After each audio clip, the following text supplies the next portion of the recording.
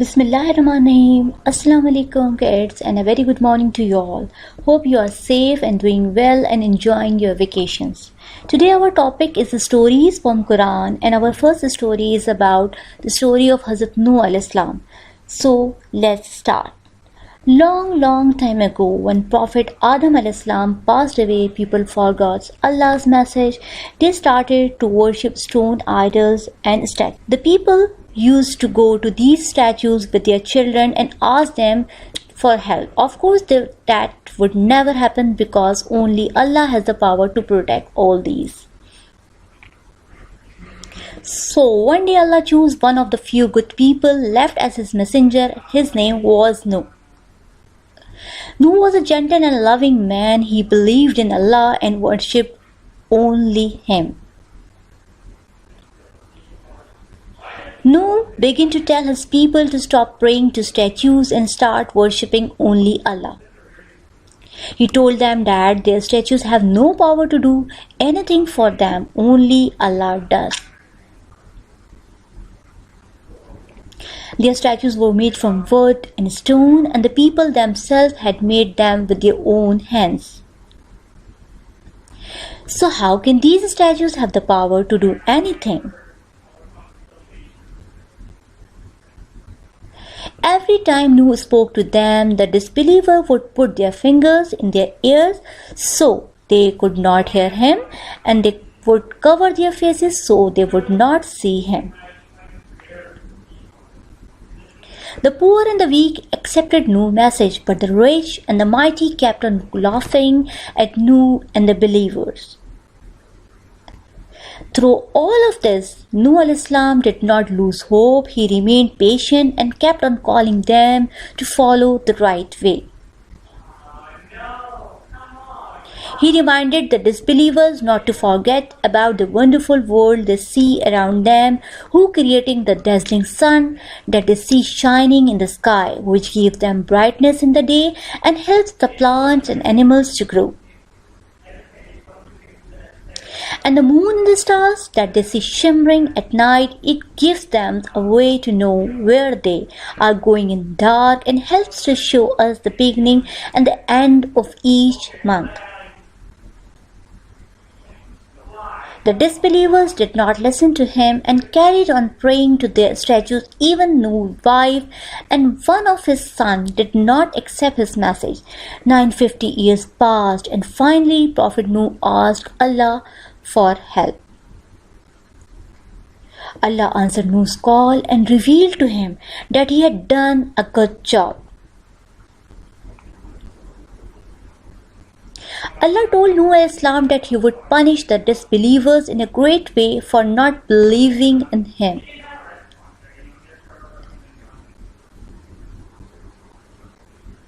Allah ordered Nuh to build a ship and told him that when he saw his oven at home pour out, he needed. Then he should get into the ship. Nuh trusted Allah and began collecting the materials he needed. With the directions given to him by Allah and the help of the few believers who had accepted his message, Nuh got to work and began building the ship. It took much hard work. They cut trees, made sheets of wood, joined them together and fixed them with metal pins.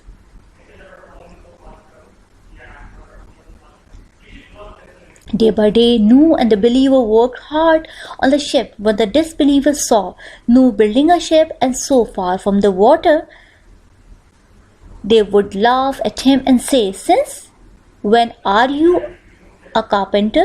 Oh no, where will this ship sail? On the sand or on the mountains?" But Nuh and his people did not listen to them because they trusted Allah. At last the ship was ready. It was made up of 3 levels. It was very big.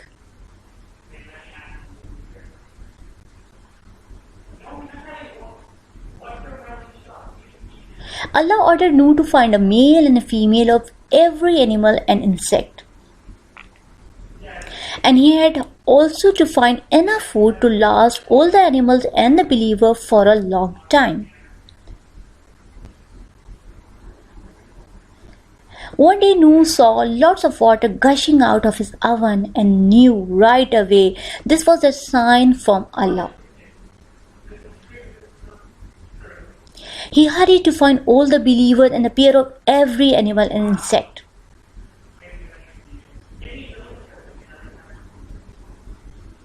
Noor helped the believer onto the ship, then pair by pair he guided the animals and insects as well. Some had long legs, some had wings, some crawled, and some hopped their way onto the ship. The animals come running: monkeys, lions, snakes, turtles, rabbit, bears. Giraffe, rhinoceros, cats, kangaroos, cows, sheep all went onto the ship. There were chickens and ducks, ostrich, flamingos, just to name a few. Birds of all sizes, big and small, flew onto the ship. As soon as everyone was safely on the ship, black clouds started to form and covered the entire sky. The wind started to howl angrily. The thunder rolled and the lightning flashed. Then the rain began to pour down heavily. The disbelievers were very scared and they finally understood why Noor had built the ship. They started climbing up the mountains so that they would not drown, but soon enough even the mountains were covered and all the disbelievers drowned.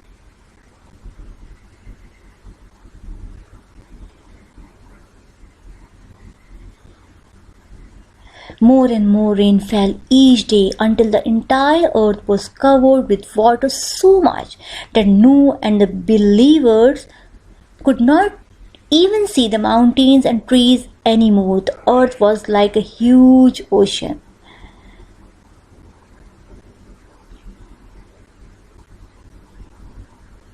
No ship sailed over the enormous waves and under the heavy rain for many days.